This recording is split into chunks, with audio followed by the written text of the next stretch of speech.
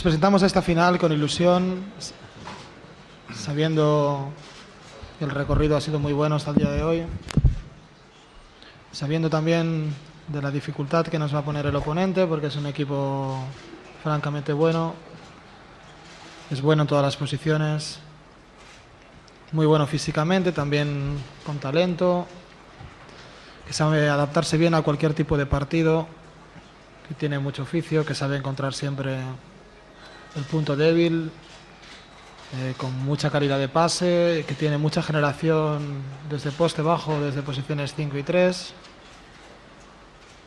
Un equipo difícil y pienso que es una final bonita, la final, una de las grandes finales que se podía ver, y en este caso pienso que es una final muy atractiva para esta Final Four, para todos los espectadores que han podido venir aquí a París y también, sin duda, también para toda la gente que ama el baloncesto.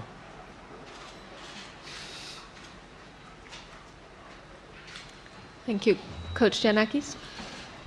Καλημέρα και από μένα.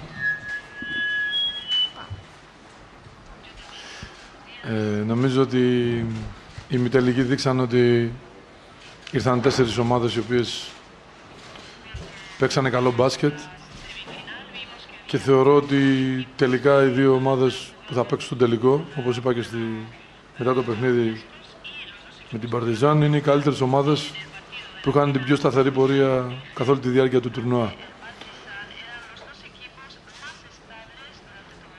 Έχουμε να παίξουμε με μια ομάδα η οποία παίζει καλά τα τελευταία χρόνια, καλό μπάσκετ, έχει ένα κορμό τον οποίο έχουν δουλέψει και τον οποίο προσθέτανε κάθε χρόνο κάποια πράγματα ώστε να τους βοηθήσουν να φτάσουν καταρχήν στον τελικό, κάτι που το καταφέρανε φέτος, όπως και εμείς.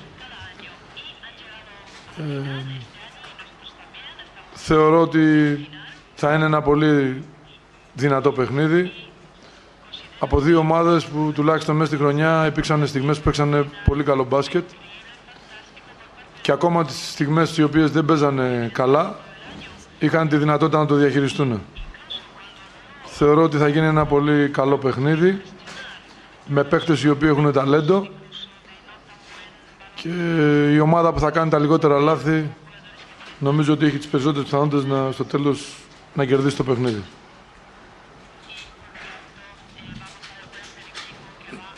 Thank you, Coach. Hello. First, I want to congratulate Olympiacos for winning the game yesterday. I think Olympiacos and us, we both lost to Partizan, so we understand how difficult it is to play that team.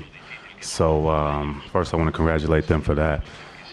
And also, we had a tough win yesterday against a great team in CSKA Moscow, who the year before defeated us in the Final Four.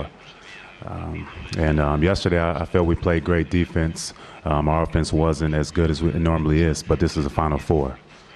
So every second you're on the floor, it's going to be difficult.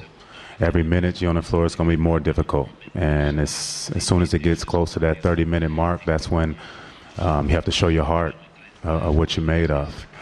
And we're going to have a great battle, against a great team in Greece and a great team in Spain tomorrow night. And I'm looking forward to it.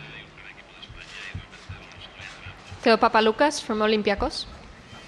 Καλημέρα σε όλους. Μετά από 2 συγκλονιστικούς ημιτελικούς, νομίζω και εγώ ότι οι 2 ομάδες οι οποίες επέδειξαν φέτος μεγαλύτερη σταθερότητα βρίσκονται στον αυριανό τελικό να διεκδικήσουν τον τρόπο της Ευρωλίγκα.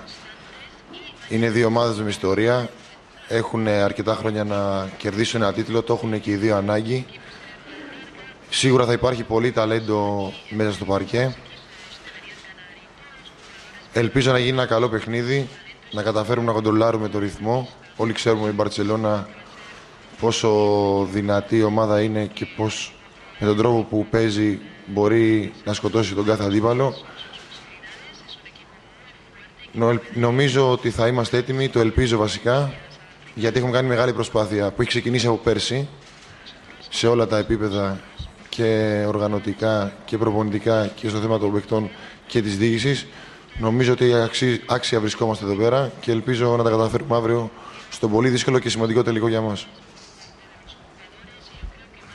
Thank you.